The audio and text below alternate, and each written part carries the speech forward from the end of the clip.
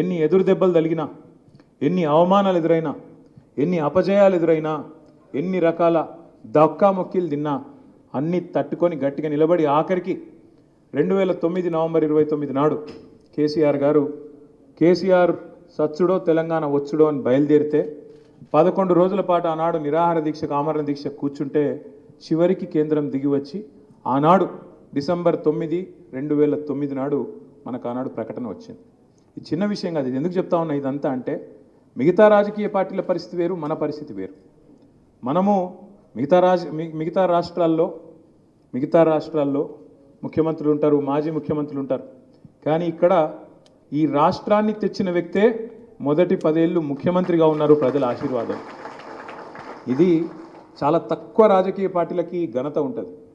నాకు బాగా గుర్తున్న ఒక సందర్భం, తెలంగాణ వచ్చిన తర్వాత మేము ఢిల్లీకి పోయి ఆనాడు మనం అధికారంలోకి వచ్చిన తర్వాత పెద్దలు ప్రణబ్ ముఖర్జీ గారు ఎవరైతే ఆనాడు కాంగ్రెస్ పార్టీతో మనకు 2004లో పొత్తు కుదుర్చడంలో కీలక పాత్ర పోషించినారో, తర్వాత తెలంగాణ అంశం మీద కమిటీ వేస్తే ఆ కమిటీకి అధ్యక్షుడిగా ఉన్నాడో, ఆ పెద్ద మనిషి రాష్ట్రపతిగా ఉన్నారో, వారి సంతకంతోనే గెజిట్ వచ్చింది.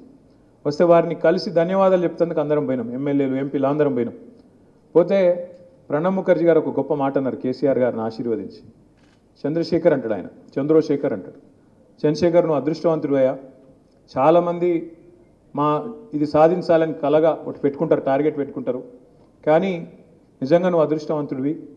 నీ జీవిత కాలంలో సాధించడమే కాదు, సాధించిన ఆ రాష్ట్రానికి మళ్ళీ సారథ్యం వహించే అవకాశం కూడా, అదృష్టం కూడా నీకే దక్కింది. బాగా పనిచేయండి అని చెప్పి ఆశీర్వాదం ఇచ్చింది.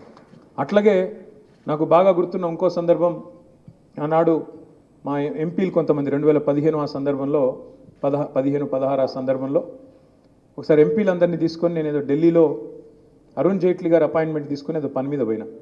ఆయన ఛాయ్ దాయిపించి కూర్చోబెట్టి మాతో ముచ్చట పెట్టుకుంటా ఒక మాట అన్నాడు, నిజంగా మీరు అదృష్టవంతులయా తెలంగాణ వాళ్ళు అన్నాడు.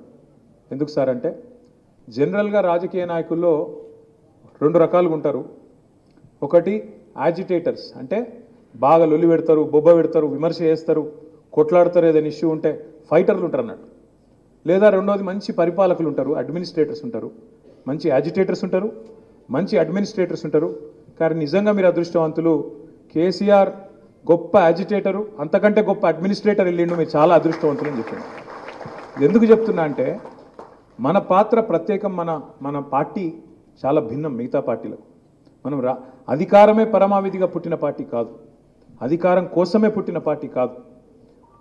ఆనాడు కేసీఆర్ గారు పార్టీ పెట్టినప్పుడు 2-3 గొప్ప మాటలు చెప్పినారు. ఆర్ఎస్ఎస్ నుంచి ఆర్ఎస్యు దాకా అందరినీ కలుపుకపోతా, తెలంగాణ కోసం అవసరమైతే బొంత పురుగునైనా ముద్దాడుతా, కుష్టి రోగినైనా కౌగిలించుకుంటా అన్నాడు. అందుకే ఎప్పటికప్పుడు రాజకీయ ఎత్తుగడల్లో భాగంగా రాజకీయాల్లో అల్టిమేట్గా ప్రజాస్వామ్యంలో ఓటు ద్వారానే తెలంగాణ సాధించాలి, సీట్ల ద్వారానే సాధించాలి, రక్తం చుక్క చిందొద్దు, మళ్ళా మన పిల్లలు ఎవరు సావద్దు అని చెప్పి పట్టుబట్టి కమిట్మెంట్తోని చాలా ప్రయత్నం చేసిండ్రు. చివరికి 8-9 ఏళ్ల పాటు ఇచ్చిన మాట కాంగ్రెస్ మోసం చేస్తే, ఇచ్చిన మాట తప్పితే విధిలేక నిరాహార దీక్ష కూర్చొని మొత్తం తెలంగాణ సమాజాన్ని ఒక్కటి చేసి ఉద్యమ పార్టీగా 14 ఏళ్ళు మన ప్రస్థానం. ఆ తర్వాత ప్రజలు ఆశీర్వదించి మనకు అధికారం ఇచ్చినారు. 10 ఏళ్ళు అధికార పార్టీగా పనిచేసినాం. గత 16 నెలలు ప్రతిపక్ష పార్టీగా పనిచేస్తున్నాం. సాధారణంగా రాజకీయాల్లో 2 పాత్రలు ఉంటాయి, అయితే అధికార పార్టీ లేకపోతే ప్రతిపక్ష పార్టీ. కానీ మనకు ఉద్యమ పార్టీగా 14 ఏళ్ల చరిత్ర ఉంది, 10 ఏళ్ళు అధికార పార్టీగా ఉన్న చరిత్ర ఉంది. ఇప్పుడు 1.5 సంవత్సరం కాలంగా ప్రతిపక్ష పాత్ర కూడా పోషించినాం.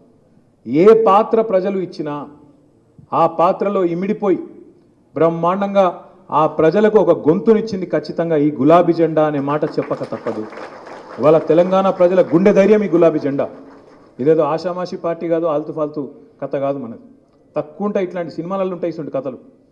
చిన్నగా ఉట్టి ఒక విత్తనం లెక్క ఉట్టి ఎక్కడికి వెళ్ళి అంటే ఎవరు ఊహించలే ఇంత దూరం వస్తుంది కథ, 25 ఏళ్ళు వస్తుందని. ఇలా గా సందర్భం ఇది, ఏదో ఆషామాషి మీటింగ్ కాదు, ఆల్తు ఫాల్తు కథ కాదు ఇది. 25 ఏళ్ళు ఈ పార్టీ ఉంటుందని ఎవరు నమ్మలే. అప్పట్లో పెద్దలు అన్నారు, మకల పుట్టింది పుబ్బలో పోతుంది, ఈ పార్టీ ఉంటుందా, పాల పొంగు మీ పార్టీ, బుస్సుమని లేస్తారు, బుస్సుమని పడిపోతారు అని మాట్లాడినరు, ఇన్సల్ట్ చేసిండ్రు. కానీ ఇవాళ ఎవరైతే మన మాట అన్నారో వాళ్ళే ఇక్కడ లేకుండా పోయినారు.